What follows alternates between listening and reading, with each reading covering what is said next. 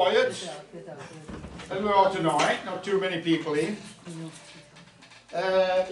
Dennis is fond of saying, Ron, you can tell him your life story if you want to. So I thought, well, why not? I didn't mean it, Ron.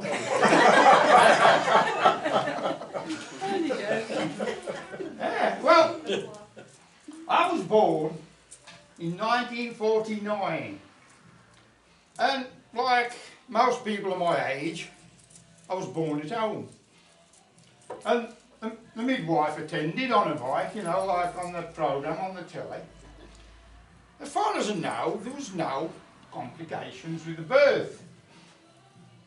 I'll say that, but the birth was okay, but after there was a bit of a problem, because first thing you need to know with a newborn child is how heavy it is. Right. Well, thing was, the midwife had lost the scales. But my dad had got, you know them old greengrocer's scales? My dad had got a pair of them. You know, he bought them at the car boot or something like that. And trouble was, he got no weights. Now, in 1949, food was very strictly rationed. It was all weighed out precisely. It just so happens that the grocer had done the delivery just before I popped into the world. You know, the lad had come on his bike and did it. So, what they did, they put me on the one side of the scales, and on the other, they plonked a bag of sugar. That wasn't enough.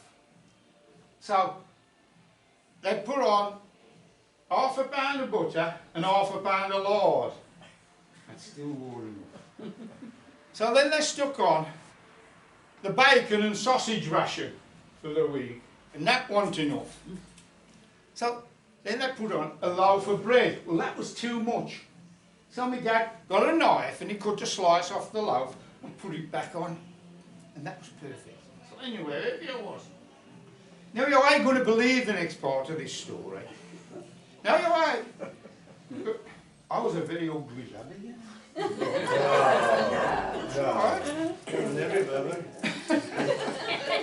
Anyway, I was my mother's firstborn, and I was very proud of me.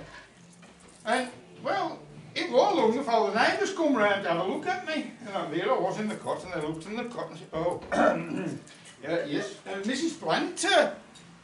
He's a nice big lad, isn't he?" I says, "How heavy is he?"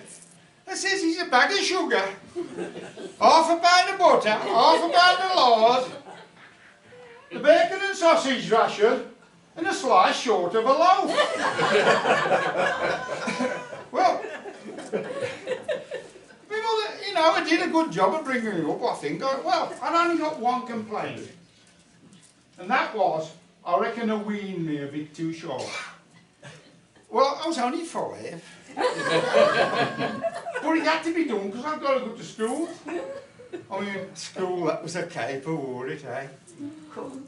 Teacher says, "See, your English is terrible." I said, "Well, there ain't a lot of call for it round here, is there?"